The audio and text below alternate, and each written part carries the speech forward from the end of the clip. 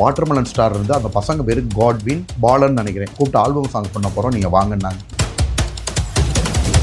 உள்ளே அனுப்புகிறப்ப சிங்கிளாக ஒரு சீப்பு கூட உங்கள் பையில் இருக்காது, தண்ணியாக தான் அனுப்புவாங்க. ட்ரெஸ்ஸு கூட நீங்கள் என்ன ட்ரெஸ் போடணும்னு அவங்க தான் செலக்ஷன் பண்ணுவாங்க. 60 நாள் சொன்ன ஒரே ஆள் எபிசோடு எடுத்து பாருங்கள். 60 நாள் இருப்பேன்னு சொன்ன ஒரே ஆள் நான் தான். எக்ஸாக்டோட நம்ம சொல்ல முடியாது, பட் அன்அஃபீஷியல்ஸ் ஓரளவு அஃபீஷியல்ஸோட 80% ரிலேட்டடாக தான் போகுது. நான் அதை எப்படி சொல்கிறதுன்னு தெரியல. அந்த கலைத்தாய் மேலேயும் மீனாட்சி தாய் மேலேயும் சத்தியமுனி சொல்கிறேன். ஆமாப்பா, நிறைய வந்து ஃபேக்கா. நான் அதனால தான் அந்த 88 வெளியில வந்ததுக்கு அப்புறமும் நிறைய இந்த வன்மத்துல பேசுறது, அவங்க இப்படி இவங்க அப்படின்னு சொல்லும் போதெல்லாம் நிறைய இடத்துல பேர்பட்டது வந்து திவாகர்னு தான் வந்தது. காஸ்டியூம் இருக்குல்ல, ட்ரெஸ்ஸு எல்லாருமே கொலாப், ஒரே ஆள் காசு கொடுத்தது நாம. இனிமே பெரிய உச்சத்துக்கு போனாலும் நேர்மையாக 1 ரூபா சம்பாரிச்சா போதும்டா. அதை பண்றப்பலாம் ஒவ்வொருத்தவங்களும் வயிற்றுச்சலாக பார்ப்பாங்கப்பா. எல்லாம் உட்காந்துக்கிட்டு உள்ளேயே வெளியில உட்காந்து பார்ப்பாங்க. காய் என்னோட இன்ஸ்பிரேஷன் வந்து ஸ்கூல் தான். ஸ்கூலில் வந்து பார்த்தீங்கன்னா நாங்கள் ஓன் ஸ்கிரிப்ட் எழுதி தான் நடிப்போம். பைபிளில் இருக்கிற சில விஷயங்களை ஸ்கிரிப்டாக பண்ணுவோம். யாருக்கு எந்த நேரத்தில் எப்படி கிளிக் ஆகும்னே தெரியும். இப்போ நான் வரலையா, வெறும் 1 வருஷம். தமிழ்நாட்டில் எம்பிபிஎஸ் டாக்டர்ஸ் அதிகம். எங்களுக்கு அவங்களுக்கு பெரிய போர் நடந்துகிட்டு இருக்கு. அவங்க சங்கத்தில் தீர்மானம் போட்டு ரிசல்யூஷன் பாஸ் பண்ணி அவங்க போட்டுக்குவாங்க. இப்போ நான் என் பேருக்கு பின்னாடி எம்ஏஎப்பின்னு போட்டுறேன்.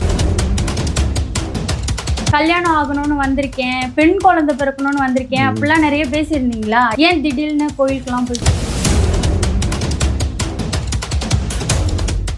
சரி, பிக் பாஸ்க்குள்ள போய் என்னென்னலாம் கிடைச்சிச்சு, என்னென்னலாம் பார்த்தீங்க? பிக் பாஸ் ஃபர்ஸ்ட் வந்து பிக் பாஸ்னா எல்லாரும் நினச்சிட்டு இருக்காங்க, பார்க்குற ஆளெல்லாம் ஸ்கிரிப்ட் தானேன்னு கேட்குறாங்க. அது வந்து முதல்ல தப்பு. பிக் பாஸில் நடக்கிற அனைத்தும் உண்மை. ஓகேங்களா? நான் அதை எப்படி சொல்கிறேன்னு தெரியல. அந்த கலைத்தாய் மேலேயும் மீனாட்சி தாய் மேலேயும் சத்தியமுனி சொல்கிறேன், பிக் பாஸ் ஸ்கிரிப்டே கிடையாது. நாங்கள் கேரவேனில் உட்காந்து பிக் பாஸ் செட்டுக்குள்ளே கூட நீங்கள் ஃபோன் எடுத்துகிட்டு போக முடியாது. பிக் பாஸ் வெளியில் கேரவேன் இருக்கும்ல, அங்கேயே ஃபோன்லாம் வாங்கிடுவாங்க. ஓகேங்களா? ஸோ உள்ளே அனுப்புகிறப்ப சிங்கிளாக ஒரு சீப்பு கூட உங்கள் பையில் இருக்காது, பேக்கெட்டில் தண்ணியாக தான் அனுப்புவாங்க. ஓகேங்களா? ஏகப்பட்ட செக்கப். ட்ரெஸ்ஸு கூட நீங்கள் என்ன ட்ரெஸ்ஸு போடணும்னு அவங்க தான் செலக்ஷன் பண்ணுவாங்க. பிக் பாஸ் உள்ள நடக்கிறது எதுவுமே ஸ்கிரிப்ட் கிடையாது. பிக் பாஸோட வாய்ஸை கேட்குறது தெய்வத்தோட வாய்ஸ் கேட்குற மாதிரி இருக்கும். எல்லா நேரம்லாம் நம்ம அந்த வாய்ஸை கேட்க முடியாது. ஸோ இது பிக் பாஸ்குள்ளே நடக்கிற அனைத்தும் உண்மைப்பா. நாங்களாக பாத்திரம் கழுவுவோம், நாங்களே சமைப்போம், உள்ளேயே டாய்லெட் கழுவுவோம், நாங்களே கூட்டுவோம். கேம்ஸ் கொடுத்த உடனே எங்களுக்குள்ளே நடக்கிற சண்டைகள், வாக்குவாதம், சண்டைன்னு சொல்கிறத விட எங்களுக்குள்ள போட்டி மனப்பான்மை, இவை எல்லாமே உள்ளுக்குள்ளே நடக்கிறது உண்மை. திவாகருக்கு சாமி நம்பிக்கை பக்திலாம் ரொம்ப அதிகமோ? ஆமாப்பா. அதனால தான் இப்போ நீங்கள் சாமின்னு சொன்னதான் தெரியுது. ரீசெண்டாக ஒரு கோயிலுக்குலாம் போயிட்டு இந்த மாதிரி கல்யாணம் ஆகணும்னு வந்திருக்கேன், பெண் குழந்தை பிறக்கணும்னு வந்திருக்கேன் அப்படிலாம் நிறைய பேசியிருந்தீங்களா? எதனால், ஏன் திடீர்னு கோயிலுக்குலாம் போயிட்டு? அப்படின்னு இல்லைப்பா, திருவொற்றியூர் வடுமுடைமான் கோயிலுக்கு போகணும்னு ரொம்ப நாள் ஆசை. அங்கே ஆக்சுவலாக என்னோட இவர் அண்ணா ஸ்ரீனிக் ப்ரொடக்ஷனோட ப்ரொடியூசர் பாலா அண்ணன் ஒருத்தர் ரொம்ப நாள் கோயிலுக்கு வான்னு கூப்பிட்டுக்கிட்டே இருந்தார். அவங்க சதீஷ் அண்ணா, அந்த ஏரியாக்காரவங்க நம்மளோட தீவிர ரசிகர்கள். அஸ்வல்லா சார் ஒரு ப்ரொடியூசர் படத்தோட ரொம்ப நாள் கூப்பிட்டுக்கிட்டே இருந்தாங்க. நானும் போகிறேன்னு சொன்னேன். பட் அன்றைக்கி என்னன்னு தெரியல, கடவுளை போய் பார்க்குறதுக்கு கடவுள் அனுமதி கொடுத்தா தானே நம்ம போய் பார்க்க முடியும். அன்றைக்கி அம்மனோட நம்மளை அவங்கள வந்து தரிசிக்கிறதுக்கு ஒரு நல்ல ஒரு வாய்ப்பு கொடுத்துருந்தாங்க. போனோம், கோயிலில் ஒரு ரவுண்ட் அடித்தோம். மனசுக்கு நல்ல நிம்மதியாக இருந்துச்சுப்பா.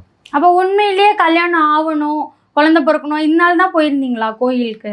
பொதுவாக கோயிலுக்கு அதாவதுடா நம்ம பிளான் பண்ணி போகிறதில்ல, கோயிலுக்கு போகணுன்றது போன உடனே நம்மளுக்குன்னு உள்ள பிரார்த்தனைகள் வரும்ல, அது ஒவ்வொரு மனிதனுக்கும் உண்டான ஒரு பிரார்த்தனை. நிறைய பிரார்த்தனை பண்ணல, அதில் அதுவும் ஒன்று. சரி, இத்தனை வருஷமா டிராவல் பண்ணீங்கல்ல, அப்போல்லாம் உங்களுக்கு கல்யாணம் பண்ணிக்கணுன்ற ஆசைலாம் வரலையா? எதுக்கு இப்போ திடீர்னு? அப்படி இல்லைப்பா, கோயிலுக்கு போனோம், நம்ம ப்ரேயர் பண்ணோம், அவ்வளோதான். ஆனால் நீங்கள் கோயிலுக்கு போனதை தாண்டி வெளியில் வந்து நான் வந்து கல்யாணம் நடக்கணும்னு தான் வந்திருக்கேன், பெண் குழந்தை எதனால என்னப்பா இருக்குது, கோயிலுக்கு போகிறோம் ஏதோ ஒரு பிரார்த்தனை. அது மட்டும் இல்லை, தமிழ் திரையுலகத்தில் சாதிக்கணும் நிறைய ஒரு டிமாண்ட் சொல்லியிருந்தோம், அதில் அதுவும் ஒன்று. சரி, உண்மையிலேயே சொல்லுங்க, உங்களுக்கு என்ன வயசு ஆகுது? கல்யாணம் இதுக்கப்புறம் தான் பண்ண போறீங்களா? ஏன்னா நிறைய நியூஸ்லாம். ஆமாப்பா, நிறைய வந்து ஃபேக்கா. நான் அதனால தான் அந்த ப்ரெஸ் மீட்லேயே நான் சொல்லியிருந்தேன், என்னோட டேட் ஆஃப் பர்த் வந்து 88பா. நிறைய பேர் வந்து வேணும்னே நிறைய தவறான விஷயங்களை வந்து ஸ்ப்ரெட் பண்ணிக்கிட்டு இருக்காங்க. 88 9488. ஓகேங்களா? ஸோ இப்போ வந்து பார்த்தீங்கன்னா ஈவன் வந்து எஸ்கே அண்ணா கூட எங்களை விட சீனியர். அவங்களுக்குலாம் நாங்கள் இளமை தான். நாங்கள் ஸ்கூலில் நாங்கள் காலேஜில் படிக்கிறப்பே அவங்களாம் ஃபீல்டுக்கு வந்துட்டாங்க. நாங்களாம் அப்போல்லாம் நான் ஹவுஸ் சர்ஜன் அந்த ட்ரைனிங் பீரியட் இருக்குல்லப்பா, இன்டர்ன்ஷிப்னு சொல்லுவாங்க, படித்து முடிச்சுட்டு. நான் டாக்டர் பேசிக்காக. ஸோ அந்த பீரியட்லேயே அவங்களாம் அங்கே வந்துட்டாங்க, ஃபீல்டுக்குள்ளே வந்துட்டாங்க. ஸோ அவங்களுக்குலாம் சீனியர். எங்கே வந்து இப்போ நம்மளுக்கு மார்க்கெட் நல்லா இருக்குப்பா, எங்கே ஒரு ஹீரோவாக வளம் வந்துடுவாரோன்ற பயத்தில் நிறைய பேர் எதிர்மலையாளர்கள் வந்து வேணும்னே இந்த மாதிரி கிளப்பி விடுறாங்க. என்னோட ஃபோன் எடுப்பா, டேட் ஆஃப் பர்த்தை காட்டுறோம். இல்லை 84 இருந்தாலும் எப்படியோ உங்களுக்கு இப்போ ஒரு 42 84 கிடையாது, இப்போ 88. 88 இது நான் படித்த காலேஜோட டிசி. 88ன்றது நான் எப்போயோ என்னோட பழைய ஒவ்வொரு பர்த்டேக்கும் பாருங்கள், என்னோட டேட்டா இது என்னோட 10th mark sheet. 10th mark sheet இதெல்லாம் பர்சனல் இன்ஃபர்மேஷன் நான் போடணும்னு தேவை கிடையாதுலப்பா. என் கூட படிச்சவங்க என்னோட கிளாஸ்மேட்ஸ்க்குலாம் தெரியும் இல்லையா? ஓகே, இப்போ ரீசெண்டா வினோத் அவர்கள் கூட இன்டர்வியூலாம் கொடுத்திருந்தாரு. அப்போ நிறைய வினோத்தை தாண்டி நிறைய பேர் இன்டர்வியூ கொடுத்திருந்தாங்கல்ல பிக் பாஸ் கண்டஸ்டன்ட். ஆமா, அவங்க எல்லாருமே சொல்லுப்பா. பிக் பாஸ் கண்டஸ்டன்ட்ஸ்லாம் நிறைய பேர் இன்டர்வியூ கொடுத்திருந்தாங்க. இதுக்கு முன்னாடி வந்த சீசன்லாம் எப்படி இருந்துச்சுன்னா வெளியில வந்ததுக்கு அப்புறம் அவங்க மாறிடுவாங்க. இப்போ இந்த சீசன்ல வந்து வெளியில வந்ததுக்கு அப்புறமும் நிறைய இந்த வன்மத்துல பேசுறது, அவங்க இப்படி இவங்க அப்படின்னு சொல்லும் போதெல்லாம் நிறைய இடத்துல பேர் பட்டது வந்து திவாகர்ன்னு தான் வந்தது. எதனால உங்க பேர் மட்டும் அந்த இடத்துல வந்துச்சுன்னு நினைக்கிறீங்க? ஒன்றும் இல்லை, கரெக்டாக தான் கேட்குறீங்க. அது உண்மைதான்ப்பா, வன்மம் தான். வன்மம் அப்படின்னா ஆக்சுவலாக உள்ளே போனதுலேயே நம்ம ஒரு ஃபெமிலியர். நான் வந்து யார் பின்னாடியும் தேடி போலப்பா. நம்ம பின்னாடி தான் நீங்கள் உள்ளே பார்த்தீங்களா, நான் உட்காந்து ஆக்டிங் பண்ணிக்கிட்டு இருப்பேன், பின்னாடி நின்று வம்புழுப்பாங்க. எனக்கு தெரியும் பசங்களுக்கு 2K கிட்ஸ்க்கு என்னென்ன பிடிக்கும், நம்ம இயற்கையாக எப்படி இருக்கணும், நம்மளோட தான் காட்டணும். ஸோ ஒன்று பின்னாடி வம்புழுத்து வந்திருப்பானுங்க ஒரு லெவலுக்கு மேலே. ஓகேங்களா? ஸோ அதே இது வந்து இன்னொன்று அதோட நம்மளோட பாப்புலாரிட்டி மேலே ஒரு ஃபஸ்ட்டு நீங்களே அன்அஃபீஷியல் ஓட்ஸ்லாம் பார்ப்பீங்க. மொதல் 6 வாரத்தில் யார்ப்பா ஃபஸ்ட் இருந்தா? நான் தான் ஃபஸ்ட் இருந்தேன். ஓட்டில் ஃபுல்லாமே ஓட்டிங்ஸ்லாம் லேக்ஸ் கணக்கில் அதிக ஓட்டு வாங்கினது நம்ம தான். இதே கான உணர்ந்து கையெடுத்து கும்பிட்டாரு. ஃபஸ்ட்டு வாரம் நாமினேஷன் அவங்க சூப்பர் டிலக்ஸில் இருந்தாங்க. எனக்கு வெளியில் போனால் ஃபேன்ஸ் ரசிகர்லாம் கிடையாது, நான் எவிக்ட் ஆயிடுவேன், நான் அங்கே இருந்துக்கிறேன், நான் கஷ்டப்படுறேன், வறுமையில் இருக்கேன், என் பிள்ளையை படிக்க வைக்கணும்னு கையெடுத்து கும்பிட்டா. அப்படி நான் என்ன பண்ணேன்னா நாமினேஷன் கொடுத்துனாங்க, வா ஃபேஸ் பண்ணுறேன், அடுத்து ஃபேஸ் பண்ணேன். என்னோட நாமினேஷன் பாஸையே ஆதிரைக்காக ஒரு தடவை விட்டு கொடுத்தேன்ப்பா. நானும் ஆதிரி இருந்தோம், அதை ஷோவில் பார்த்துருப்பீங்க. ஆனால் நான் உங்களவு எனக்கு ஃபேன்ஸ் இல்லை, எனக்கு நீங்கள் விட்டு கொடுங்க, நீங்கள் போங்க. நாங்கள் சரிப்பா நான் போகிறேன். இவ்வளோ விஷயங்கள் உள்ளே நீங்கள் பண்ணியிருக்கீங்க. இப்போ 2K கிட்ஸ்க்காக நீங்கள் பண்ணீங்களா இந்த மலையில் போய் ஆடினது? 2K கிட்ஸ்க்காக இல்லைடா, நம்ம பண்ணுற ஆக்டிவிட்டிஸ் அந்த யங்ஸ்டர்ஸ்க்கு பிடிச்சிருக்கு. அதனால தான் இவ்வளோ நாள் நீங்கள் வந்திருக்கீங்கன்றதை சொல்கிறீங்களா? இல்லைடா, மக்களுக்கெல்லாம் பிடிச்சி நல்லா பாப்புலாரிட்டி. ஆல்ரெடி நம்ம நல்லா பாப்புலர்ல. வைல்ட் கார்டில் வந்தவங்க வேற, உங்களுக்கு தான் அதிக ஓட்ஸ்ன்றதை சொல்லிட்டாங்க. இப்போ சான்றாக வர்றப்பே உங்களுக்கு ஓட்ஸ்லாம் நம்பர் 1ல் இருக்குது, நீங்கள் தான் நம்பர் 1ல் இருக்கீங்கலாம் சொல்லிட்டாங்க. ஸோ பாப்புலாரிட்டி நம்மளுக்கு பலத்துக்கு பலம் சேர்க்குதுப்பா. இன்னொரு ஒரு விஷயம் என்னன்னா, நம்ம வெளியில் இருந்த வரைக்கும் 24 ஹவர்ஸ் லைவ்ல வந்து பார்த்தீங்கன்னா நம்ம தான் அதிக ஃபோக்கஸ். எல்லாரும் நான் ஆக்சுவலாக லைவ்லாம் பார்க்கல, பார்த்துட்டீங்க. விஜய் பார்வதிக்கு அடுத்து நீங்கள் தான் அந்த இடத்துல இருந்தீங்களே. நான் தான் அதிகமாக காமிச்சிருந்தாங்கப்பா. என்ன பார்வதியை தாண்டி நீங்கள் தான் வந்தீங்க. ஃபர்ஸ்ட் 24 ஹவர்ஸ் அதிக ப்ரொமோலேயே நான் தான் அதிகமாக வந்தேன்னு சொல்லி சொன்னாங்க. லைவ்லேயே அதிகமாக மக்கள் பார்க்குற மக்கள் தான். ஆமாடா, லைவ்ல ஃபுல்லாக நான் எல்லாம் கலந்த கண்டென்ட் இல்லையா, ஃபன்ல இருந்து இதுலேருந்து எல்லாம் கலந்து ஸோ அதிகமாக மக்கள் சொன்னது வந்து ஃபோக்கஸ் அதிகமாக என்ன தான் சொன்னாங்க. ஓட்லேயுமே நான் தான் நம்பர் 1 இருந்தேங்க. நான் எவிக்ட் ஆனதுக்கப்புறம் பார்வதிக்கு பயங்கரமாச்சு பார்த்தீங்களா? அதுக்கு முன்னாடி ஓட்டில் இல்லாமல் பார்வதி புலம்பும் போதெல்லாம் அண்ணே திவாகரன்னு சொல்லும் போதெல்லாம் நீங்கள் தானே அங்கே இருப்பீங்க. ஆமாம். ஸோ பார்வதிக்கு முன்னாடி நான் தானடா ஓட்டில் டாப்ல இருந்தேன், பார்த்தீங்களா? அப்படி இருக்கும்போது ஏன் எவிக்ட் ஆனீங்க? அதனால ஒன்றும் இல்லைப்பா. நம்ம என்னை பொறுத்த வரைக்கும் சேனலுக்கு வந்து உண்மையிலே நான் தெய்வமாக நினைக்கிறேன். பிக் பாஸ் வாய்ப்பு கிடைக்கிறது, நீங்கள் சென்னையில் இருக்கீங்க, உங்களுக்கு தெரியும் எவ்வளோ பெரிய கஷ்டம்னு. நான் வந்து பேசிக்காக ஒரு டாக்டர்ப்பா. திடீர்னு வந்து ஃபீல்டில் வந்து டக்குன்னு நம்மளுக்கு ஒரு பிக் பாஸ்ன்ற ஒரு பெரிய அரிய வாய்ப்பு கிடச்சிருக்கு. நம்மளை நல்லா ஃபோக்கஸும் பண்ணிட்டாங்க. எனக்கு இருந்த வரைக்கும் சந்தோஷம், ஹாப்பியாக நான் வெளியில் வந்துட்டேன். நான் அதுக்காக ஃபீல் பண்ணி பார்த்தீங்களா, ஏதாவது கவலைப்பட்டு பார்த்தீங்களா? எனி டைம் என்னமோ நடக்கும், நம்ம எல்லாத்துக்கும் தயாராக இருப்பேன். ஒவ்வொரு டைம் நான் போல்டாக தான் இருந்தேன். அதனால் நான் அதை பற்றி எதுவும் பெருசாக கவலைப்பட்டுக்கல. நம்ம நல்லா ஃபோக்கஸ் ஆகிட்டோம்ல. சீசன் 9 எல்லாருக்கும் ஞாபகம் வருது நம்ம தான். வின்னரை மறந்துடுவாங்க, ரன்னரை மறந்துடுவாங்க, பெட்டியை தூக்கினவங்களை மறந்துடுவாங்க. நம்ம ஆக்சுவலாடா ஒவ்வொரு பிக் பாஸ்லேயும் ஒன்று ஃபேமஸ் ஆகும். இந்த பிக் பாஸில் நட்டிப்பு அரக்கன்றது குழந்தைங்களை அதிகமாக கேட்ச் பண்ணிட்டோம், பார்த்தீங்களா? ஸோ நம்ம பண்ண ஒன்று ட்ரெண்டு. ஓகேங்களா? நம்ம என்ன பண்ணமோ எதார்த்தமாக மலையிலேருந்து டான்ஸ் ஆடினதாக இருக்கட்டும், நீங்கள் அதெல்லாம் பார்த்துருப்பீங்க. மலையிலேருந்து அதெல்லாம் எவ்வளோ ட்ரெண்டு, அதெல்லாம் யதார்த்தமாக அதை பண்ணுறப்பலாம் ஒவ்வொருத்தவனும் வயிற்றுச்சலாக பார்ப்பாங்கப்பா. எல்லாம் உட்காந்துக்கிட்டு வெளியில் உட்காந்து பார்ப்பாங்க, அக்கா என்னடா அது ஏதாவது பண்ணிக்கிட்டு இருக்கானே. சிலர் மழைனா உள்ளே ஓடி போய் ஒளிவாங்க. நான் ஃபுல்லாக மழை முடிகிற வரைக்கும் வெளியில் நின்று ஃபன் பண்ணிக்கிட்டு இருப்போம், ஏதாவது பண்ணிக்கிட்டே இருப்பேன் வைங்களேன். சரி, அப்படி உங்கள் மேலே ரொம்ப வயிற்றுச்சல் பட்டது அப்படின்னா யாரை சொல்லுங்க? அப்படின்னு பர்டிகுலராக சொல்ல முடியாதுப்பா. எல்லாருமே பட்டாங்களா? எல்லாருக்கும் இருக்கத்தானே செய்யும், எல்லாரும் கண்டஸ்டன்ட் தானே. அதுவும் எல்லாரும் பற்றி திவாகர் அப்படின்னா எல்லாருக்குமே. ஏன்னா நீங்கள் பார்த்துருப்பீங்கப்பா, நான் உள்ளே நுழைஞ்சோடனே எவ்வளோ அட்டாக் நடந்திருக்குன்னு பார்த்துருப்பீங்க. உள்ளே போனோடனே நான் ஒரே ஆள் தான். யாருக்காகவும் எனக்கு பேசிக்காக ஒரு கேரக்டர் இருக்கிறப்பா. 10 லட்சம் பேர் எதிர்த்துனாலும் நம்ம பண்ணுறது கரெக்ட்னா எல்லாரும் எதிர்த்து ஒரு ஆளே நிற்பேன். நம்மளுக்கு எதிர வந்து போர் செய்யறதுக்கு ஒரு பெரிய படம் இருக்கும். நீ வாழ் எடுத்துகிட்டு போய் அதில் 10 பேராக சாகடிச்சிட்டு நீ அதுக்கப்புறம் வீர மரணாட, அது வந்து வீர மரத்தமிழருக்கு உண்டான ஒரு பண்பு. அந்த பண்பு எனக்கு இருக்கு. 10 ஆள் வந்தாலும் நான் எதிர்த்து நிற்பேன்னு நீங்கள் சொல்கிறீங்களே. ஆனால் அதெல்லாம் வெளியில் வந்தவங்களாம் என்ன சொல்கிறாங்கன்னா, திவாகர் வந்து பேசவே விட மாட்டாரு, நம்ம போய் பேசினாலே அவர் வந்து ஸ்டாப் பண்ணிடுறாரு. சூப்பர். ஏன் அவங்கள தாண்டி விஜய் சேதுபதி சார் சொன்னா கூட அவர் கேட்க மாட்டாரு அப்படின்ற ஒரு குற்றச்சாட்டு உங்க மேலே வைக்கிறாங்க. பொய் குற்றச்சாட்டுடா. அவங்க சொல்கிறாங்கல்ல, என்ன சொல்ல வர்றாங்கன்றது எனக்கு புரிஞ்சிடும். அதனால் நான் ஸ்டாப் பண்ணுவேன் தேவையில்லாத விஷயங்களை. என்ன சொல்ல வர்றாங்களோ. மற்றபடி விஜய் சேதுபதி சார்கிட்ட நான் வாயை திறக்க மாட்டேன். சார்ன்றதுக்கு மேலே நம்ம மேலே நியாயமே இருந்தாலும் அவர்கிட்ட ரொம்ப ஆங்கர் கிட்ட பேச மாட்டேன்ப்பா. அவங்களுக்குன்னு சாருக்குன்னு ஒரு மரியாதை இருக்குது, ரெஸ்பெக்ட் இருக்குது. நீங்கள் பாருங்கள், கீழே குனிஞ்சிட்டு பேசாமல் தான் நினைப்பேன். ரொம்ப ஒரே ரெஸ்பெக்ட் இருக்கு உங்களுக்கு. ஆமாம், அதனால தான் நான் ரொம்ப பேச மாட்டேன். நீங்களே பாருங்க, ரெஸ்பெக்ட் வச்சிருக்கீங்கல்ல, ஒரு கட்டத்துக்கு மேலே அவர் கேட்குறாரு, நீங்கள் வந்து என்ன வேணா பண்ணுங்க, ரீல்ஸ் மட்டும் பண்ணாதீங்க அப்படின்ற மாதிரிலாம் சொல்லியிருப்பாங்களே, ஏன் தொடர்ந்து அவர் ரெஸ்பெக்ட் இருக்கு அவர் அப்படின்னு இல்லடா. ஆக்சுவலாக பிக் பாஸ்ன்றது உண்மையான ஒரு விஷயம் என்ன தெரியுமா, அதுதான் நம்ம பக்கம் நாயம் இருந்தாலும் நான் சார்கிட்ட அதை வந்து அதை சொல்ல முடியாது. உங்களுக்குள்ள திறமையை எல்லாமே காட்ட சொல்றாங்க. கேம்ஸ்ன்றது அப்படி இல்ல, சார்லாம் தப்பா புரியலப்பா. அவங்க ஒரு ஹாஸ்பிட்டலில் சொல்றாங்க, பிக் பாஸ் கேம்ஸ்ன்றது ஒரு 1 hour இருக்கும், 2 hours இருக்கும், மேக்ஸிமம் 3 hours இருக்கும். மிச்ச நேரம்லாம் நம்ம சும்மா தானே இருக்கோம். இப்போ ஒவ்வொருத்தவங்க அவங்கவுங்க திறமையை காட்டுறாங்க. பாட்டு பாடுறவங்க பாடுங்க, டான்ஸ் ஆடுறவங்க ஆடுங்க, மோகன் ஆக்டிங் ஸ்கிரிப்ட் பண்ணுங்கன்றாங்க. எனக்கு தெரிஞ்சது ரீல்ஸ்னா அது ரீல்ஸ் அண்ட் ஆக்டிங், அதில் படத்தோட சீன்ஸ் எடுத்து போடுறோம். நான் புதுசாக ஒன்று உருவாக்கி பண்ணுறப்ப அது ரீச் ஓவராக இருக்காதுப்பா. படத்தோட சீன்ஸ் எடுத்து போடுறப்ப மக்கள்கிட்ட அதிகமாக ரீச் ஆகும். இப்போ நான் கேட்குறேன், வாட்டர்மெலன் ஸ்டார் அப்படின்ற பேர் உங்களுக்கு எப்படி வந்துச்சு? வாட்டர்மெலன் ஸ்டார்ன்றது ஆரம்பத்தில் வந்து ஒரு ஆல்பம் சாங் ஒன்று பண்ணப்பா, ரீல்ஸ் பண்ணீங்க. ஆல்பம் சாங் வந்து என்ன வச்சு ஒரு குரூப் பண்ணாங்க. அவங்க உங்களுக்குன்னு ஒரு பேர் வைக்க போகிறோம்னு சொன்னாங்க. ஒரு பட்டம், என்ன பட்டம்னு கேட்டேன், வாட்டர்மெலன் ஸ்டார்னு வச்சாங்க. அன்னையிலேருந்து அது ஒரு பேர் ஆயிடுச்சு மக்கள் மத்தியிலனா. நீங்க அந்த பண்ண ரீல்ஸ்க்காக தான் வாட்டர்மெலன் ஸ்டார்? இல்லப்பா. வாட்டர்மெலன் ஸ்டார் இருந்து அந்த பசங்க பேர் காட்வின், பாலன் நினைக்கிறேன். இந்த 2 பசங்க வந்து என்னை கூப்பிட்டு ஆல்பம் சாங் பண்ண போகிறோம், நீங்கள் வாங்கினாங்க. சரி வந்து பண்ணித்தரேன்ப்பா அப்படின்னு ஆல்பம் சாங் என்னை வச்சு எடுத்துட்டாங்க. அதில் ப்ரொமோ ரிலீஸ் பண்ணுறப்பே உங்களுக்கு ஒரு பேர் வைக்க போகிறோம், என்ன பேர் என்ன வைக்கலாம் அப்படின்னாங்க. நான் வந்து இந்த நடிப்பு அரக்கன் கமெண்ட்டில் அதிகமாக வரும் இல்லையா, அதெல்லாம் நான் சொன்னேன்.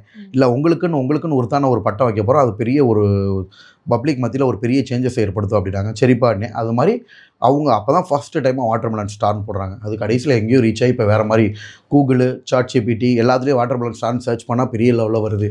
சரி, அப்புறமா நீங்கள் ஃபேமஸ் ஆகிட்டீங்க, அதனால தானே பிக் பாஸ்குள்ளே போனீங்க, ரீல்ஸ்லாம் பண்ணுவீங்க, அதை பார்த்து உங்களுக்கு ஃபேன்ஸ் கிரியேட் ஆகி தானே பிக் பாஸ்குள்ளே போயிருப்பீங்க. சரி, நீங்கள் யோசிக்க வேணாமா, ஆல்ரெடியே நம்ம ரீல்ஸ்லாம் பண்ணிட்டு இங்கே வந்து அதாவது பிக் பாஸ் நம்ம போனதே கேம்ல கான்சென்ட்ரேட் அப்படி இல்லப்பா. நம்ம பிக் பாஸ்குள்ள மெயினாக நான் போனது வந்து ஆக்டிங் ஸ்கில்லை காட்டுறதுக்காக தான். ஏன்னா அதுக்குன்னு ஒரு ஆடியன்ஸ் இருப்பாங்க. ஒவ்வொருத்தவங்களுக்கும் ஒன்று இன்ட்ரெஸ்ட் இருப்பா. நான் ஸ்கூல் காலேஜில் படிக்கிறப்பே நான் வந்து நல்ல ஒரு பிரில்லியன்ட் ஸ்டூடெண்ட்டு, நல்லா படிப்பேன். இந்த கேரமு கேம்ஸ்லாம் பெருசாக இன்ட்ரெஸ்ட் கிடையாது. நான் நல்லா ஆடுறது கபடி ஒன்று தான் நல்லா ஆடுவோம். மற்றபடி கேம்ஸு, இந்த இண்டோர் கேம்ஸு, செஸ்ஸு இதெல்லாம் எனக்கு சுத்தமாக இன்ட்ரெஸ்ட்டே இல்லைன்னு வைங்க. அதெல்லாம் நான் பார்ட்டிசிபேட் பண்ண மாட்டேன். ஒவ்வொருத்தவங்க ஒரு டைப்பாக இருப்பாங்க. பட் ஆக்டிங்கு இதெல்லாம் நம்ம பயங்கரது. அதே இதில் இந்த கேம் ஷோவில் போகிறப்ப நம்ம ஆக்டிங் ஸ்கில்லையும் காட்டலாம்ல. 24 மணி நேரமும் கேம் நடக்க போகிறதோட ஒரு கேம் வச்சாங்கன்னா எவ்வளோ நேரம் இருக்கும்? ஆக்சுவலாக பிக் பாஸ்னாலே என்ன அப்படின்னு பார்த்தீங்கன்னா முழுக்க கேம்ஸ் மட்டும் கிடையாது. கேம்ஸ்னால உங்கள் கேரக்டர் ரிவியல் ஆகும், அதில் உங்களோட குணநலன்கள் பண்பு வெளிப்படும். அதுதான் வந்து உங்களுக்கு அவங்க வைக்கிற டாஸ்க்கு. ஸோ கேம்ஸ் நல்லா விளாண்டா நம்ம பெரிய ஆள் அப்படின்றதும் கிடையாது. அந்த மாதிரி கேம்ஸ் சூப்பராக விளாண்டாலும் நிறைய பேர் எவிட் ஆகி உட்காந்துருக்காங்க. வெறும் கேம்ஸ் மட்டும் ஓட்டு இல்லாமல். அதுக்கு எடுத்துக்காட்டு, சிறந்த எடுத்துக்காட்டு பிரவீன். நல்ல குணநலன்களில் கேம்ஸ் 2 நிமிஷத்தில் அடித்து தகர்த்திடுவான். என்ன கேம்ஸ்னாலும் எல்லாத்தையும் 2 நிமிஷம் பண்ணி வின் பண்ணி படக்குன்னு இருப்பான். ஓட்டு உண்மையே அவனுக்கு ஓட்டு இல்லை. இவ்வளோ பாராட்டுறீங்களே உள்ள இருக்கான் பத்தியா? இல்லை உண்மையே தானே சொல்கிறேன். அவன் உள்ளே போய் அவனை சொன்னேனே, அவன் நல்லா என்ன நீ ஒரு நல்ல கேமர் தானே அப்படின்னு. சப்பரி பயங்கரமாக கேம் விளாட வின்னர் வரல. என்ன ரீசனா? குணநலன்கள் வந்து நம்ம ஒரிஜினாலிட்டியை நான் இப்படி தான் நான் அப்படின்னு ஸ்ட்ராங்காக நிற்கிற ஒரு ஆள் கிடையாது. பிக் பாஸ்னால் அந்த மாதிரி நிறைய கிரைட்டீரியா இருக்குப்பா. ஒன்லி கேம்ஸ் மட்டும் கிடையாது, இது நிறைய கிரைட்டீரியா. அப்படி பார்த்தா நான் கேம்ஸ் நல்லா பண்ணேன்ல. இப்போ ஃபஸ்ட்டு வாரம் வாட்டர் டாஸ்க் வச்சாங்க, அதில் பொறுமையாக வாட்டர் டாஸ்கில் நான் தான் ஃபஸ்ட்டு ஓட்டல. 2வது வாரம் என்னமோ வச்சாங்க மாஸ்க் டாஸ்க், அதுலேயும் நல்லா தான் விழுந்துச்சு எனக்கு ஓட்டு, அப்பயும் நான் தான் டாப்பு. 3வது வாரம் கியூசி டாஸ்க்லாம் பயங்கரமாக பண்ணேன். கேம் விளையாட்டு தூக்கியில் விட்டுச்சு. ராஜா ராணி டாஸ்க்லையும் நல்லா தானே பண்ணேன். எந்த டாஸ்க்கு நம்ம ஒழுங்காக பண்ணலை. இவ்வளோ பண்ணியும் அனுப்பிட்டாங்க. அதான் அப்படி இல்லைடா, நம்மளுக்கு கிடைக்க வேண்டியது கிடைச்சிருச்சு. Okay, I am very happy. வெளியிலேயே கிடைச்சிச்சுல உங்களுக்கு இது நிறைய. உள்ள போய் இன்னும் நிறைய ஆடியன்ஸ் பலத்துக்கு பல சேர்த்துருக்குப்பா. சரி, ஓகே, நீங்க சொன்னீங்கல்ல சபரியும் நல்லா விளையாடுவாரு, நானும் நல்லா விளையாடுவேன், ஆனால் டைட்டில் வின் பண்ணல. திவ்யா வந்து டைட்டில் வின் பண்ணாங்கல்ல, அது வந்து உங்களுக்கு ஓகேவா? சாட்டிஸ்ஃபைடா இருந்துச்சா திவ்யா டைட்டில் வின் பண்ணதுல? ஏப்பா அடிச்சுட்டு போடுவோம், யாராவது ஒரு ஆள் டைட்டில் அடிக்க தானே போறோம். இல்ல உங்களோட ஃப்ரெண்ட்ஸ் இருப்பாங்க, நீங்கன்னு இருப்பீங்க, அவங்க எல்லாம் அடிக்காம இப்ப திவ்யா அடிச்சது. அப்படி பார்த்தா நீங்க எல்லாரும் என்ன போட்டுக்கிட்டு இருந்தீங்க? நான் உள்ள இருந்திருக்கப்ப டைட்டில் நிறைய இவர் தான் எல்லாம் எடுத்து போட்டுக்கிட்டு இருந்தீங்க. பசங்க, யங்ஸ்டர்ஸ் எல்லாம் தான், பப்ளிக் தான். நானே வெளியில் வந்து பார்த்தா நான் எவிட்டாய் வெளியில் காரில் போனப்பே சொல்லிட்டாருப்பா, என்ன தலைவா நீங்கள் டைட்டில் வின்னர்னு பார்த்தா இங்கே வந்து எனக்கு ஆக்சுவலாக அப்புறம் தான் எனக்கு கடுப்பு ஏறிச்சு. ஃபோன் எனக்கு வரவே இல்லை. ஒரு நாள் 2 நாள் கழிச்சு ஃபோனில் கையில் வந்ததும் பார்த்து வந்தேன், ஆஹா என்னடா இது. ஆக்சுவலாக வைல்ட் கார்டில் வந்தவங்க சொல்லிட்டாங்க, சாண்ட்ராக்கா சொல்லிட்டாங்க, இப்போயே அவங்க இன்டர்வியூ பார்ப்பாங்க, வந்ததுலேயே அப்பா உனக்கு தான்ப்பா இது கூட ஓட்ஸ் அதிகமாக இருக்கு, நீ நம்பரில் இருக்குன்னு அவங்க சொல்லிட்டாங்க. ஓட்டில் நீ தான் நம்பர் 1 இருக்கு. அப்பயும் நான் கேட்டேன், அக்கா நான் பாரு எப்படிக்கான்னு கேட்டேன். பாரு 3rd பிளேஸோ 4th பிளேஸோ இருக்காங்க, நீ ஃபஸ்ட்டில் இருக்கடானாங்க. அப்புறம் வெளியில் வந்து தான் பார்த்தேன், ஃபர்ஸ்ட் வீக்கில் நான் ஃபஸ்ட்டு, ஆதிரி செகண்ட் நினைக்கிறேன். மேக்ஸிமம் அன்அஃபீஷியல் ஓட்டு அஃபீஷியல் ஓட்டோட கால்குலேட் ஆகுதுடா. எக்ஸாக்ட் வேர்டை நம்ம சொல்ல முடியாது. பட் அன்அஃபீஷியல்ஸும் ஓரளவு அஃபீஷியல்ஸோட 80% ரிலேட்டடாக தான் போகுது. அப்படி இருந்து எதனால அப்போ டாப்ல இருந்தவங்கலாம் பின்னாடி வந்ததுக்கான அது கேம், அதுதான் கேம்ன்றோம். நம்ம எல்லாத்தையும் ஏற்றுக்குறோம். கேம்ன்றது ஆக்சுவலாக பிக் பாஸ் போகிறதே ரொம்ப கஷ்டம். நம்ம உள்ளே போய் இன்றைக்கி 60 நாள் கிராஸ் பண்ணிட்டு வந்திருக்கோம். லாஸ்ட்டு 15 நாள் போனோம். ஆரம்பத்தில் ஒரு 45 டேஸ் இருந்திருக்கோம். ஸோ இது ஒரு பெரிய விஷயம் இல்லையா அவனுக்கு? ஃபஸ்ட்டு டே எல்லாரும் எத்தனை நாள் இருக்கப்போ இருக்கிற எல்லாருமே 105 நாள். 60 நாள்னு சொன்ன ஒரே ஆள் எபிசோடு எடுத்து பாருங்கள். 60 நாள் இருப்பேன்னு சொன்ன ஒரே ஆள் நான் தான். அதுலேயும் என்ன சொன்னேன், மக்களோட சப்போர்ட்டோட சார் நல்ல என்னோட ஆக்டிங் ஸ்கில்லை காமிச்சிட்டு 60 நாள் இருந்தால் போதும் அப்படின்னு நான் என்னோட மைண்ட் செட்டும் அவ்வளோ நாள் தான் இருந்துச்சுப்பா. சரி, 60 நாள் சொன்ன மாதிரியே நீங்கள் முன்னாடியே சொல்லிட்டீங்க, அதுக்கப்புறம் இருந்தீங்களா? அப்போ ஏதாச்சும் பிளான் பண்ணி 60 நாள் தான் இருக்கணும்னு நீங்கள் ஏதாச்சும் யோசிச்சிங்களா முன்னாடி? 60 நாள் தான் இருப்பேன்னு சொல்றது எழுதி கொடுத்துட்டு போற மாதிரி பிக் பாஸ் எழுதி கொடுத்த மாதிரி இல்லை. எல்லாரும் 100 நாள் இருக்கணும் அவங்க நினைப்பாங்க. எனக்கு போதும் 60 நாள். டாக் வளர்க்குறேன்ப்பா, டாக் விட்டுட்டு என்னால் இருக்க முடியாது. சத்தியமாக உள்ள அதான். ஸோ ரொம்ப நாள் இருக்க முடியாது. நான் எவிக்ட் ஆனது எல்லாமே ஆக்சுவலாக எனக்கு நல்லதான்ப்பா. நான் டாக் வளர்க்குறேன். அவனுக்கு ஆக்சுவலாக வர்றப்பயே உடம்பு சரியில்லாமல் ஏர் இன்ஃபெக்ஷன் இருந்துச்சு. அது வர்றப்பயே ஒடிய மனசு இல்லாமல் தான் விட்டுட்டு வந்தேன். வந்து 40 நாள் கழிச்சு அது இல்லாமல் ரொம்ப ஏங்கி போயிடுச்சு. ஓகே, கண்ணில் இருந்து கண்ணீர் வடிய ஆரம்பிச்சிருச்சு. காதல் இன்ஃபெக்ஷன் அதிகமாகிடுச்சு. திருப்பி போய் இப்போ நான் ரெக்கவர் பண்ணிட்டேன். கம்ப்ளீட் ரெக்கவரி ஆயிடுச்சு. ஸோ நான் போக வேண்டிய நேரம் கரெக்டான நேரம் தான். அது என்ன எக்ஸ்ட்ரா இருந்து காசு சம்பாரிச்சுட்டு எனக்கு என்னோட டாக்கு உடம்பு சரியில்லாமல் ரொம்ப வீக் ஆகிட்டானா அது அந்த குற்ற உணர்வு என்றைக்குமே போகாது. ஸோ இடையில நான் எவிக்ட் ஆகி போய் அவனை சரி பண்ணது கிடைச்ச சந்தோஷம் இருக்குல்ல, அது எனக்கு ரொம்ப ஹாப்பி. சரி பண்ணிட்டு லாஸ்ட் 15 நாள் வந்தேன் பாரு, அதுக்கு எத்தாக இருந்துச்சு. ஸோ இறைவனோட கணக்கு ஒன்று கரெக்டாக இருக்கும்ப்பா. ஆக்சுவலாக எல்லாம் வந்து வெளியில் வந்து சொல்கிறத பார்த்தா நிறைய பேர் நீங்களும் பார்வை நிற்க வேண்டிய இடம் அப்படின்னாங்க. ஆக்சுவலாக அவங்களுக்கு அதிக ஓட்ஸ் இருந்துச்சு, சப்போர்ட்ஸும் இருந்துச்சு. நீங்கள் நல்லா வந்தீங்க, இடையில வந்துட்டீங்க. பட் ஒரிஜினலாக வந்து மக்களோட ஹார்ட்டை நீங்கள் தான் கேட்ச் பண்ணீங்க. எல்லா பக்கம் வந்து உங்களுக்கு பயங்கரமாக சப்போர்ட்ஸ் கிடச்சோம். நீங்கள் இல்லாதது, நீங்கள் வெளியில் எவிக்ட் ஆனதுக்கப்புறம் கொஞ்சம் லைவ் வாட்சிங்லாம் குறைஞ்சினாங்கப்பா. லைவ் வாட்ச் பண்ணுறது, நிறைய பேர் ஷோ வாட்ச் பண்ணுறதுமே நாங்கள் நிப்பாட்டிட்டோம். நீங்கள் இருந்த வரைக்கும் தான் நல்லா இருந்துச்சு. குழந்தைங்க நிறைய பேர் பச்சை வாண்டு சொல்லுது, திவ்யா வின் பண்ணதுக்கு நீங்கள் வின் பண்ணியிருக்கலாம் அப்படின்லாம் நிறைய பேர் ஃபோன் பண்ணி நான் அதெல்லாம் பெருசாக எடுத்துக்கல. ஏன்னா நம்ம டார்கெட் அது கிடையாது இல்லையா. பொதுவாக எனக்கு வந்து கேம்ஸில் அவ்வளோவா இன்ட்ரெஸ்ட் கிடையாதுப்பா. நம்ம நோக்கி போன பாதை வேறு. ஆக்டிங் ஸ்கில்லை காட்டணும்னு போனோம். பட் அதுவே நம்மளுக்கு ப்ளஸ்ஸாக இருந்திருக்கு. நம்மளுக்கும் சில டாஸ்க் இப்படி எல்லாமே பட்டுன்னு ஓப்பனா அப்படியே பேசிடுறீங்க. இந்த தைரியம் எப்படி வந்துச்சு ஃபர்ஸ்ட்? உண்மைதானப்பா, உண்மையாக தானே நம்ம சொல்கிறோம். நான் பிக் பாஸில் எல்லாருமே பில்டப்பா 105 நாள். நீ ஷோ எடுத்து பாருங்க, எத்தனை நாள்? 60 நாள் சொன்ன ஒரே ஆள் நான் தான். வெளியில் வந்து பார்த்தோம்னா மக்களோட வரவேற்பு, டைட்டில், அது இதுன்னு சொன்னதுக்கப்புறம் என்னடா இது இன்னும் கொஞ்சம் நாள் பிளான் பண்ணி இருந்திருக்கலாமோ. நம்ம எந்த பிளானுமே இல்லை. ஆக்சுவலாக பிக் பாஸில் அதை தானே விரும்புகிறாங்க. இதை பற்றி நல்லா தெரிஞ்சவங்க வந்து அதுவும் கோட்டை விட்றாங்க. சரி, நீங்கள் நடந்ததெல்லாம் சொன்னீங்கல்ல. இன்னொரு பக்கம் நான் பார்த்த வரைக்குமே நல்ல வேளை திவாகர் போயிட்டான் அனுப்பிட்டீங்கன்னா இன்னொரு பக்கம் கொண்டாடிட்டு இருந்தாங்க. அதெல்லாம் பார்க்கலையா? அது எல்லாருக்குமே அப்படி பண்ண தான் செய்வாங்கடா. நல்லது வந்தாலும் பண்ண தான் சொல்லுவாங்க. ஆனால் எனக்கு தெரிஞ்சு நான் வெளியில் வரப்போ ரொம்ப அப்படி கிடையாது. 2-3 பேர் தான் அந்த மாதிரி போட்டிருந்தாங்க. மற்றபடி நம்மளுக்கு 80% பாசிட்டிவாக நிறைய குழந்தைங்கள் அழுக ஆரம்பித்தாங்க. நான் எவிக்ட் ஆகிறப்ப கிட்டத்தட்ட எல்லாருக்குமே அதிர்ச்சி. எனக்கு எல்லாமே பிக் பாஸில் வேர்ல்டு ரெக்கார்டாக தான் இருந்துச்சுப்பா. எவிக்ட் ஆனவங்க ப்ரொமோவில் காட்டவே மாட்டாங்க. ஃபஸ்ட்டு டைம் என்ன மட்டும் தான் காமிச்சாங்க, பார்த்தீங்களா? எவிக்ட் ஆகிட்டாங்க. ஸோ அது ஒரு பெரிய ஒரு வேர்ல்டு ரெக்கார்டு தான். பிக் பாஸ் ஹிஸ்ட்ரியிலே அது கிடையாது. அதே மாதிரி பிக் பாஸ் ஹிஸ்ட்ரியிலே போன உடனே வாட்டர் ஆக்டிங் டாஸ்க் ரெக்கார்டு வாங்கினவங்களே கூப்பிட மாட்டாங்க. பார்வதி கம்ருதீனை கூப்பிட்டு அது ஒரு இதுதான். அதுவும் ஒரு குட் தான். இதுவும் இந்த சீசனில் பெருசாக பேசப்பட்டிருக்கு. அது மட்டும் இல்லாமல் எனக்குன்னு சொல்லிட்டு ஆக்டிங் அகாடமி, வாட்டர்மெலன் ஸ்டார் அகாடமின்னு கொடுத்தாங்க. எனக்குன்னு தனியாக டாஸ்க் ஒரு இண்டிவிஜுவல் பர்சனுக்கு எனக்கு தெரிஞ்சு இது வரைக்கும் பிக் பாஸில் யாருக்குமே கொடுத்ததில்ல. பழைய கண்டஸ்டன்ட்டே சொன்னது வாட்டர்மெலன் அந்த ஆக்டிங் அகாடமி நம்மளுக்குன்னு கிடைச்ச ஒரு பெரிய ஒரு கிஃப்ட்டுப்பா. அதுக்கப்புறமே நீங்களே நிறைய பார்த்துருப்பீங்க அந்த தர்பி சாம்ராஜ்யம். அதுவும் எனக்காகவே ஏற்படுத்தின ஒன்று. நம்ம வெளியில் எவிக்டாகியும் ஜமீன்தார் டாஸ்க் பார்த்தீங்களா? நம்ம ஃபோட்டோவை எடிட் பண்ணிவிட்டு அவங்க ஜமீன்தார் நெக்லஸை கொடுத்துட்டாருன்னு எல்லாருக்கும் டாஸ்க் கொடுத்தாங்க. ஸோ அந்த மாதிரி பிக் பாஸில் நம்மளுக்குன்னு இண்டிவிஜுவலாக நிறைய ஒரு இது எல்லாமே ஒரு வேர்ல்டு ரெக்கார்டு தான்ப்பா. சரி, ஓகே. நாங்கள் பிக் பாஸில் நிறைய பேர் வந்திருப்பாங்க. அவங்களாம் பிக் பாஸ் முடிச்சதுக்கப்புறம் ஏதாச்சும் ஒரு மூலையில் இருப்பாங்க. சரி, திவாகரை பார்க்கும்போது டக்குன்னு வந்து கோயிலுக்கு போய் ஒரு வீடியோ எடுத்து போட்டு அது வைரல் ஆகுது. இன்னொரு பக்கம் போய் கலெக்டர் ஆஃபீஸ்க்குலாம் போயிருக்கீங்க. பிக் பாஸ்க்கு அப்புறம் தொடர்ந்து ஃபேமஸாகவே இருக்கீங்களே, என்ன காரணம்? கடவுள் கொடுத்த வரம்பா. நீங்கள் கேட்டிங்களே சூப்பர். இப்போ வாட்டர்மெலன் ஸ்டார் வந்தால் இருக்கிற எல்லா ப்ரெஸ் மீடியாவும் உள்ளே வந்துடுறாங்க. ஈவன் லீடிங் நியூஸ்ல எல்லாம் நீங்கள் பார்த்துருப்பீங்க. அதுலேயுமே வந்து பார்த்தீங்கன்னா நிறைய வியூஸ் பயங்கரமாக. இது நம்மளுக்கு உண்டான ஒரு popularity. Before Bigg Boss cool Suresh அண்ணா சொல்லியிருந்தார் பார்த்தீங்களா, திவாகர் இப்போ தான் அவன் ஃபேமஸாக இருக்கானா? பார்த்தீங்களா அந்த வீடியோவை? அவன் வந்து பார்த்தீங்கன்னா பிக் பாஸ் போகிறதுக்கு முன்னாடி கூல் சுரேஷ் சார் வந்து நான் அந்த வீடியோ காட்டுறேன். பிக் பாஸ் போகிறதுக்கு முன்னாடி அவன் நல்லா ஃபேமஸ்னோ பிக் பாஸ் போய் இன்னும் நம்மளுக்கு மெருகேற்றிச்சு. அதனால் பத்திரிகை நண்பர்கள் நம்ம எங்கே இருந்தாலும் அதை விசிட் பண்ணி நம்மளுக்கு நல்ல ஒரு வாய்ப்பை கொடுத்து ப்ரெஸ் மீட் பண்ண சொல்லி அதை மக்கள்கிட்ட கொண்டு போய் சேர்க்குறாங்க. அது உண்மையிலே கடவுள் கொடுத்த கிஃப்ட் தானே. இன்னும் வரும்டா, இது மட்டும் நம்மளோட வாழ்க்கை கிடையாது. இன்னும் நான் நிறைய நேர்மையாக இருக்கணும்னு நினைக்கிறேன்டா. மக்கள்கிட்ட வந்து விளம்பரங்களை திணிக்கிறது கிடையாது. ப்ரொமோஷன் பார்த்துருக்கீங்களா எங்கேயாவது இந்த பெய்டு ப்ரொமோஷனு? ஸோ எனக்கு அது பிடிக்கவும் செய்யாதுப்பா. நேர்மையான முறையில் வந்துகிட்டு இருக்கேன். இனிமேல் பெரிய உச்சத்துக்கு போனாலும் நேர்மையாக ₹1 சம்பாரிச்சா போதும்டா. இந்த விளம்பரம் பெய்டு ப்ரொமோஷனு இது எதுலையுமே தலை காட்ட மாட்டேன். ஒரு சில பேருக்கு கடைகளில் வீடியோ போட்டு கொடுத்துருப்பேன். அது ஃப்ரெண்ட்ஸில் கேட்க தானேப்பா செய்வாங்க, விளம்பரமாக சொல்ல மாட்டேன். இப்போ மதுரையில் லேட்டஸ்ட்டாக போயிருந்தேன், ஒரு ஹேர் கட் பண்ணி ஒரு இது மட்டும் கொடுக்கணேன்னா கூடவே வர்றப்ப நைட்டு 12 மணி ஆனாலும் வந்து பஸ் ஏற்றி விட்டு போகிறாரு. சரி வாப்பான்னு போயிட்டு ஒரு ஹேர் கட் பண்ணுற மாதிரி அதுலேயும் சொல்லிட்டேன், தம்பி வாய்ஸ் நோட் கொடுக்கக்கூடாது, விளம்பரமாக பண்ணக்கூடாது, வீடியோ எடுத்து போட்டுக்க தப்பில்லை. அந்த மாதிரி ஒரு சிலருக்கு ஹெல்ப் பண்ணுவேன். இன்னொன்று சொல்ல மறந்துட்டேன், பிக் பாஸில் நான் உள்ளே இருந்தேன்ல, இருக்கிற எல்லா கண்டஸ்டண்ட்டுமே காஸ்டியூம் இருக்குல்ல, ட்ரெஸ்ஸு எல்லாருமே கொலாப். ஒரே ஆள் காசு கொடுத்தது நான் தான்.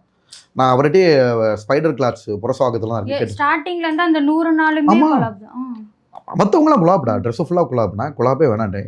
உங்களுக்கும் நிறைய வந்திருக்குமே ஆஃபர். எனக்கு அது பிடிக்காதுல்ல. பாவம் ஒரு பிஸ்னஸ் பண்ணுறான்ல, அந்த ட்ரெஸ் எடுத்துக்கிட்டு அவங்க கையில் காசு கொடுத்தா ஆமாம் இல்லை அந்த காசு கொடுத்தா அவருக்கு சந்தோஷமா இருக்கணும்டா. நேர்மையும் தாண்டி இதில் என்ன நேர்மை இருக்கா? அவன் நம்மளுக்கு ட்ரெஸ் கொடுக்குறான், காசு கொடுத்தா சந்தோஷப்படுவான். அதுக்கப்புறமா அவனுக்கு வீடியோ போட்டு கொடுத்தேன். கரெக்ட். அதுக்கப்புறமா வீடியோ போட்டு கொடுத்தேன். ஈவன் எனக்கு அனுப்புவாங்களா, அதுக்கு ரேபிட்டோ காசு கூட கொடுத்துட்டு. இந்த மாதிரி நிறைய ஒரு ஹையஸ்ட் குவாலிட்டி இருக்கனால கடவுள் நம்ம மேற்கொண்டு தூக்கி விட்றாரா. பத்திரிகை நண்பர்கள் நீங்கள் சொன்னாப்புல மற்றவங்களாம் இடம் தெரியாமல் போயிட்டாங்க, நினச்சிக்கிட்டு இருக்காங்க வின்னரு ரன்னரு மணிப்பெட்டி எடுத்தோம். எல்லாரை விட நம்ம மக்கள் மனசில் எஸ்பெஷலி சிவகார்த்திகேயன் அண்ணாவுக்கு அப்புறம் விஜய் டிவி மூலியமாக குழந்தைங்களை அதிகமாக கேட்ச் பண்ணியிருக்கோம். அந்த திருப்தி ரீச் நம்மளுக்கு ஓவர் ரீச். இந்த ரீச் பத்தாதுரா.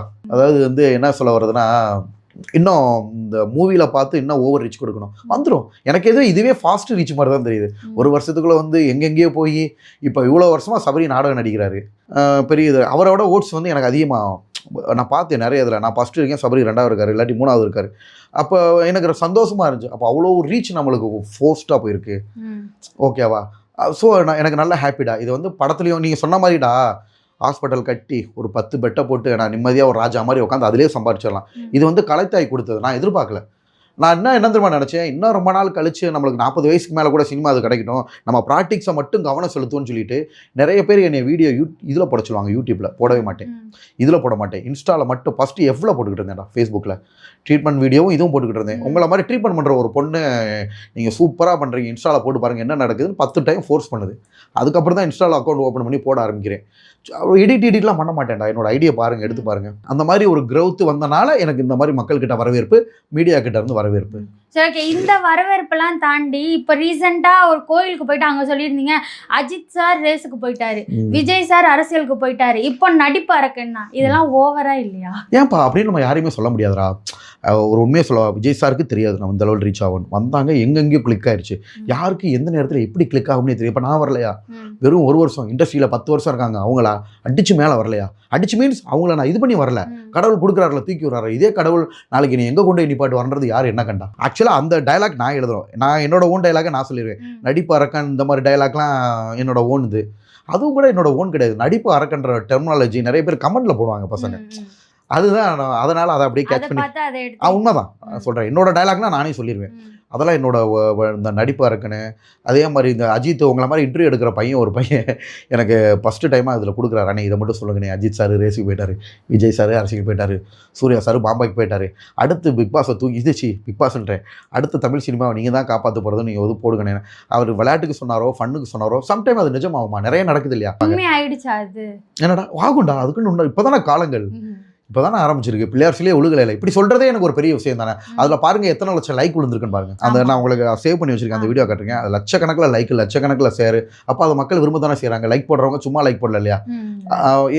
அது மாதிரி யாருக்கு எப்போ எப்படி தூக்கி விடும்னே தெரியாது. பெரிய பெரிய நடிகர்களுமே அப்படி தான் உருவாகிருக்காங்க. ஈவன் தனுஷனா வந்து பார்த்தீங்கன்னா, நாங்கள் 9th படிக்கிறப்பே படத்துக்கு வந்துட்டார். அவர் படங்கள் ஒரு படம் நடிச்சுட்டு போலாம் தான் வந்திருக்காரு. அவர் இப்படி வரும்னு அவருக்கே தெரியாது. சொன்னார்ல, நான் டான்ஸ் கிளாஸ் போல, ஆக்டிங் கிளாஸ் போல. நீங்களும் இல்லை சொல்கிறேன், நான் ஒரு எடுத்துக்காட்டு நீங்கள் கேட்குறீங்களா, இது ஓவரா தெரியலையான்னு. யாருக்கு எப்படின்னா லைஃப் மாறலாம்டா.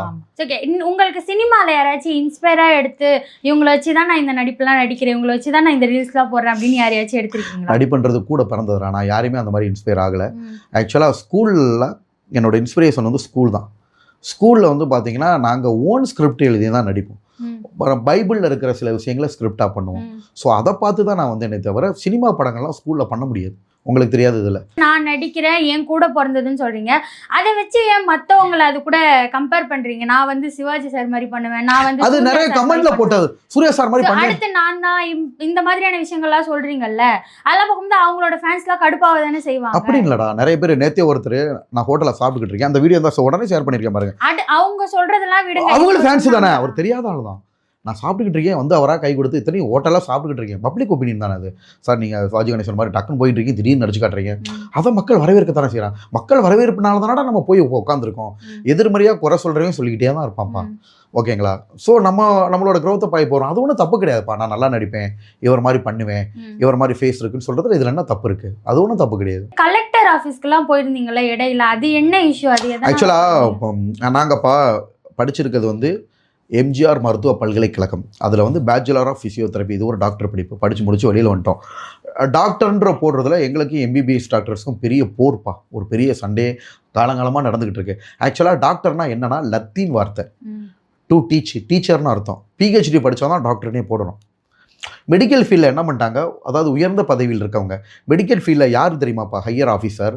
இப்போ ஒரு நோயின்னு வர்றீங்கன்னா அதை நானே கண்டறியதுக்கு பேர் diagnostic, what I say, investigation சொல்லுவாங்கள்ல. நானே இன்வெஸ்டிகேஷன் பண்ணி என்ன வியாதின்னு கண்டுபிடிச்சி நானே ட்ரீட்மெண்ட் பண்ணுவேன். இவங்க தான் மருத்துவத்துறையில் ஹையர் அத்தாரிட்டி. அப்போ எம்பிபிஎஸ் டாக்டர்ஸ் வந்து நாங்கள் தான் டாக்டர் அப்படின்னு போட்டு ஒரு ஹையர் அத்தாரிட்டியை கிரியேட் பண்ணாங்க. அதை பார்த்துட்டு பல் டாக்டர் போட்டாங்க. டாக்டர் யாருக்குமே ரைட்ஸ் கிடையாது. இது வந்து ஒரு ட்ரெடிஷ்னல் வார்த்தை. அவங்கள பார்த்து நாங்களும் டாக்டர்னு போட்டுக்கிட்டோம். ஏன்னா நாங்களும் அதில் ஹையர் அத்தாரிட்டி. ஐஎம்ஏன்னு இருக்கும், இந்தியன் மெடிக்கல் அசோசியேஷன். அவங்க சங்கத்தில் தீர்மானம் போட்டு ரெசல்யூஷன் பாஸ் பண்ணி அவங்க போட்டுக்குவாங்க. அதை பார்த்து இந்தியன் டென்டல் அசோசியேஷன். இப்போ நான் என் பேருக்கு பின்னாடி எம்ஏஎப்பின்னு போட்டுறேன்ல, member of Indian association of physiotherapy. எங்கள் அசோசியேஷனில் தீர்மானம் நிறைவேற்றி நான் எல்லாருமே போட்டுக்கிட்டு இருந்தோம். அப்படி வர்ற பிரச்சனையில் வந்து இந்த டாக்டர் பிரச்சனை வந்த உடனே என்ன பண்ணுறாங்க, சட்ட ரீதியாக எங்களுக்கு டாக்டர்னு போட்டுக்கிற வேணும் அப்படின்னு சொல்லிட்டு இப்போ ஃபிசியோதெரபிஸ்ட் வந்து குஜராத், டெல்லி எல்லா மாநிலத்திலையும் டாக்டர்னு வாங்கிட்டாங்க. பிரைம் மினிஸ்டர் எப்போ குஜராத்தில் ஸ்டேட் சீஃப் மினிஸ்டர் இருந்தாரோ அப்போ டாக்டர்னு போட கொடுத்துட்டாரு. தமிழ்நாட்டில் வந்து ரொம்ப நாளாக, ஏன்னா தமிழ்நாட்டில் எம்பிபிஎஸ் டாக்டர்ஸ் அதிகம், எங்களுக்கு அவங்களுக்கு பெரிய போர் நடந்துகிட்டு இருக்கப்ப அவங்களுக்கும் ஆக்சுவலாக டாக்டர் போட ரைட்ஸ் இல்லை. அவங்க என்ன பண்ணிட்டாங்க, 2020 மேலே அவங்க கவுன்சில், மெடிக்கல் கவுன்சில் இருக்குல்ல, அதை என்எம்சின்னு சொல்லுவோம், நேஷனல் மெடிக்கல் கமிஷன், அதில் டாக்டர்ன்ற அடைமொழி போட்டுக்கலான்னு அவங்க வாங்கிட்டாங்க. இப்போ நாங்கள் என்ன பண்ணுறோம், 2021 நாங்கள் வாங்கிட்டோம். எங்களுக்குன்னு ஃபைட் பண்ணி ரொம்ப வருஷமாக. இப்போ பிரைம் மினிஸ்டர் வந்து ஃபிசியோதெரபிஸ்ட்டுக்கு நல்ல சப்போர்ட்டு. குஜராத் ஸ்டேட்டில் எப்படி இருந்துச்சோ அதே மாதிரி எல்லா பக்கமும் டாக்டர் போட்டுக்கங்க அப்படின்னு டாக்டர்னு மேட்ரு முடிச்சு டாக்டர் போட்டுக்கலாம். நீட் எக்ஸாம், ஃபிசியோதெரபிக்கு நீட் எக்ஸாம், இந்த மாதிரி எல்லாம் கொண்டு வந்துட்டாங்க. இப்படி இருக்கிறப்ப பிசியாட்ரிஸ்ட் அசோசியேஷன் சொல்லுவோம், அதாவது எம்பிபிஎஸ் பிடிச்ச டாக்டர்ஸில் அது ஒரு குரூப்பு. அவங்க வந்து இவங்க டாக்டர் போடக்கூடாதுன்னு கேரளா ஹைகோர்ட்டில் போய் கேஸ் போட்டிருந்தாங்க. அந்த கேஸை என்ன பண்ணிட்டாங்க, ஜட்ஜி ரிஜெக்ட் பண்ணிட்டாங்க. கவர்மெண்ட் நாம்ஸ் முன்னாடி பிசியோதெரபிஸ்ட் டாக்டர் போடுவாங்க. பேருக்கு முன்னாடி டாக்டர், பேருக்கு முன்னாடி பிடினா பிசியோதெரபிஸ்ட்னு அர்த்தம்ப்பா. ஏன்னா எல்லாரும் கன்ஃபியூஸ் ஆகக்கூடாது இல்லையா? எம்பிபிஎஸ் டாக்டர்னா யார், பிசியோதெரபிஸ்ட்னா யார், டென்டிஸ்ட்னா யார்? எம்பிபிஎஸ்ஸை வந்து ஃபிசிசியன் சொல்லுவோம், general physician. So physician, physiotherapist, dentist இப்படி தனித்தனியாக இருக்காங்க இல்லையா? அவங்கள பிரியணுன்றதுக்காக பேருக்கு முன்னாடி டாக்டர், பேருக்கு முன்னாடி பிடி. எம்பிபிஎஸ் பேருக்கு முன்னாடி டாக்டர், பேருக்கு முன்னாடி எம்பிபிஎஸ் கொடுக்குறாங்க. டென்டிஸ்ட் இந்த மாதிரி உங்கள் டிகிரியை போட்டுக்காங்க, ஜட்ஜ்மெண்ட் வந்துருச்சு. ஸோ அதை மக்களுக்கு விழிப்புணர்வு ஏற்படுத்துகிற விதமாக மாநில அரசுக்கும் மத்திய அரசுக்கும் கலெக்டர் ஆஃபீஸில் போய் அவங்களுக்கு நன்றி தெரிவித்து லெட்டர் கொடுத்து ப்ரெஸ் மீட் கொடுத்தேன்ப்பா. நிறைய விஷயங்களா பகிர்ந்ததுக்கு நன்றி. நன்றி.